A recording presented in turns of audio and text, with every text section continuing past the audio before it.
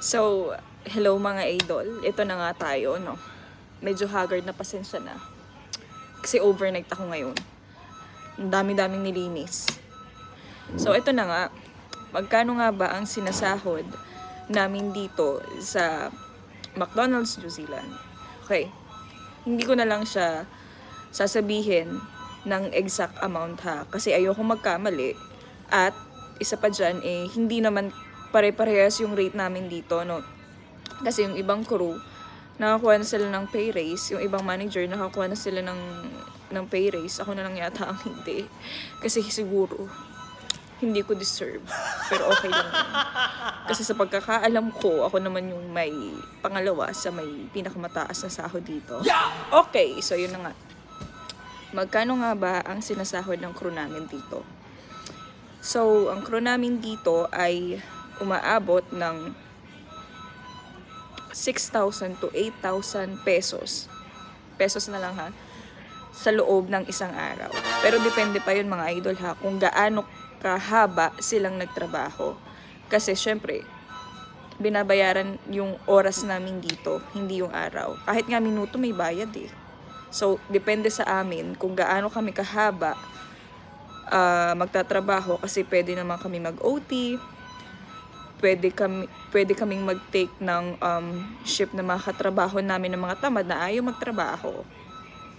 So, para naman sa aming mga managers dito sa New Zealand, ang sahod namin ay nag-range ng 8,000 to 10,000.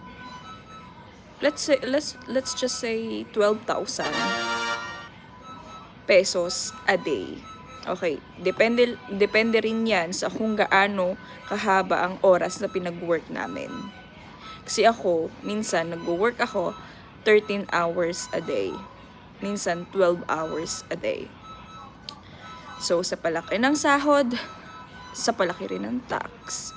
Dahil yung tax ko dito ay umaabot minsan ng 400 New Zealand dollar a week.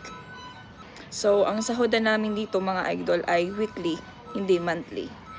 Tapos, yung pagbabayad namin ng mga bills dito, weekly din, hindi rin monthly. So, sapat nga ba yung sinasahod namin dito? Well, it depends na lang sa tao. Kasi may mga tao matipid, may mga tao din naman na magastos.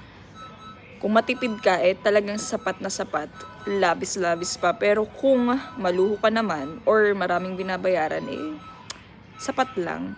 Minsan, kulang pa. Worth it ba ang pag-work dito sa store namin? Hindi ko kasi pwedeng lahatin ng lahat ng McDonald's dito sa New Zealand kasi iba-iba kasi talaga no? Iba-iba. Pero kung tatanungin naman ako kung worth it ba na mag-work dito sa store namin,